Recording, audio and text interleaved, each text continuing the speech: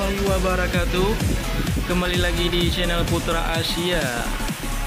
Kita berada di kawasan yaitu Terminal Batoh, Banda Aceh Besar. Ya, kita yang bertepatan pada tanggal 30 April 2022 ya.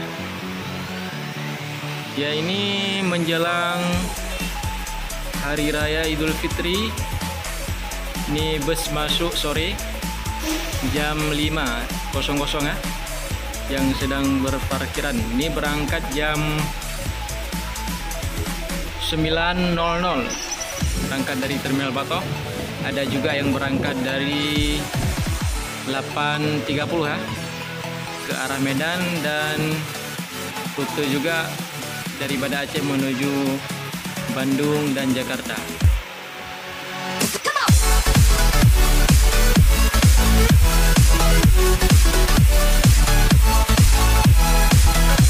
Di sini ada 4 unit, yaitu Putra Pelangi.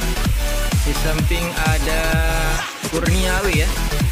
Di situ ada juga IKJ, yaitu Cahaya Kembang. Dan di situ di samping lagi ada PM Toh.